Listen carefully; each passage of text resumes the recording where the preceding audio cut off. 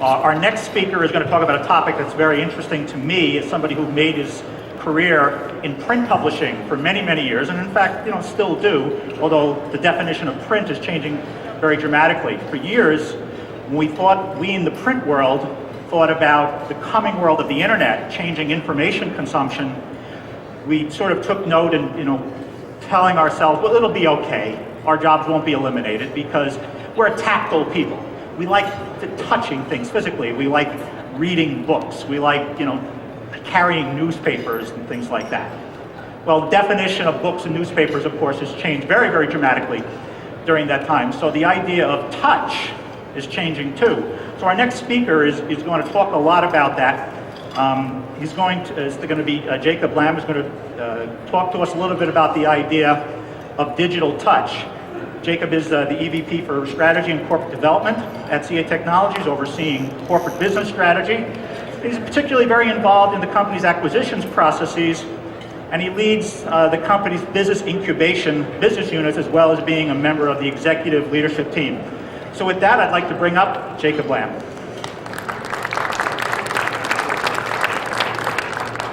Thanks, Mike. Good afternoon. Before we start, I'd like to conduct a quick experiment, if that's okay. Okay, so really quickly, raise up your mobile devices. Freeze.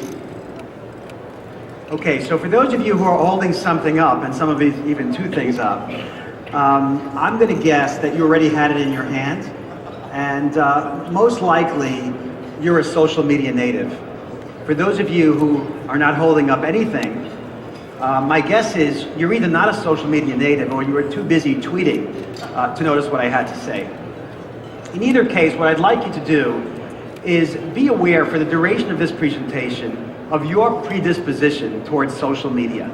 Because if you're underestimating the power, the pull, and the transformative nature and human interaction of social media, you're likely costing your company money. So not long ago, I attended the Israeli presidential conference called Facing Tomorrow, and one of the guest speakers was Dr. Ruth Westheimer, who first became famous in the mid-'80s after appearing several times on David Letterman, and went on to host several nationally syndicated successful radio and television shows. Commenting on a presentation titled "The New Media," that was really about the growth of social media, she said, "I'm getting more and more worried. When I want to have a relationship, I want to touch you." And as she said this, she grabbed the person next to her on stage to make a point. What she was referring to was her belief that relationships based on social media are a poor replacement for those established based on a personal preference. And even more, she argued that they were actually harmful and that social media encourages the participation in digital over the physical. Now, I was bothered by her comments, which I know are shared by many, likely some of you in the audience today. Sure, it's true that connecting digitally bypasses physical touch, but I contend that for social media natives, digital touch is touch.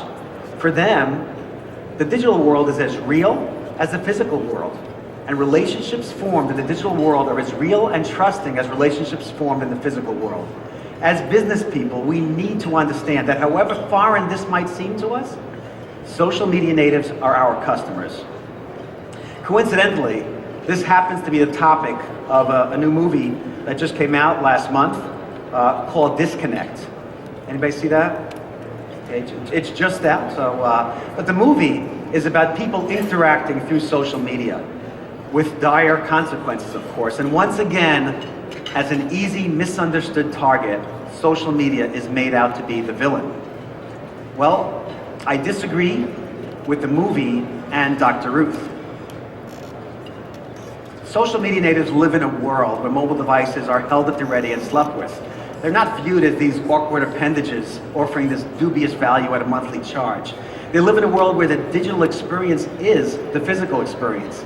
I'm reminded of my 7-year-old nephew, who, when for the first time in his life, he actually saw a real physical deck of cards, he looked at it and said, "Wow, cool, just like on the computer." Now, what he saw in those physical deck of cards was an innovative abstraction of something that until then existed only in the digital world, not the other way around. So we need to realize that the social media natives, reality is a digital physical continuum. Social media natives have grown up in the world where being online is just being. To social natives, there may be no difference between relationships formed in the digital world and those formed in the physical world. They're comfortable in the digital world and are actually more likely to regard it with trust versus skepticism.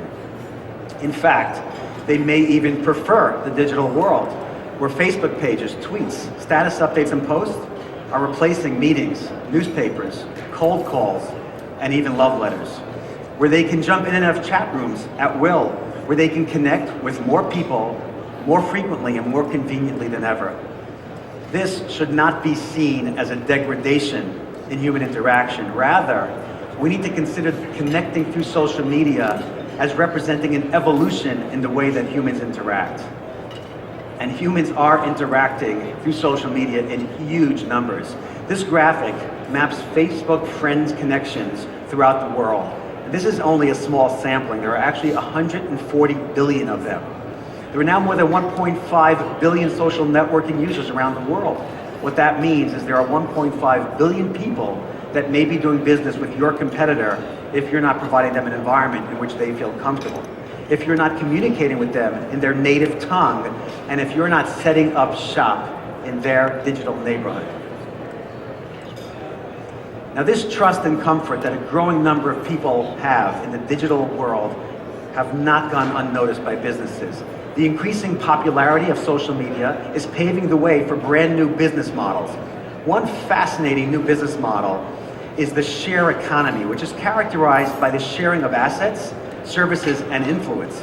According to author Rachel Botsman, the currency of this new economy is trust. Social natives and social technologies have been the driving force behind this new economy because they help foster trust between absolute strangers. Trust is the basis of the many peer-to-peer marketplaces that have been funded by micropreneurs around the world. Social natives are extremely comfortable in these marketplaces because they trust in the power of community, where they can check online reviews, likes, and customer satisfaction scores, none of which they are able to do in the physical world. This opens up tremendous opportunities for consumers to experiment with brand new products and services from a wide range of new providers that they never would have looked at before. It also creates tremendous competition for traditional consumer businesses. There's a huge upside potential to this economy based on trust. Forbes estimates that the revenue flowing through the share economy this year alone will be $3.5 billion, growing at 25%. And at that rate, the share economy based on trust becomes a major disruptive economic force. So in closing, I'd like to leave you with these thoughts. Social media natives view the digital world as providing an opportunity to build trusting relationships with individuals and businesses based on the power of community. As business people, we must embrace social media natives or risk losing market share to those who do. We need to make sure that we're doing business where social media natives are spending their time. We need to reject the fearmongers who suggest that social media will lead to the end of meaningful human interaction. Sure, all new innovations have the potential to be misused and exploited, but that doesn't mean we stop innovating. We must think about what our companies should be doing differently to build trust with social natives. We must think about the assets we can leverage within this trust-based share economy to disrupt the markets that we're in. We need to start caring about sharing.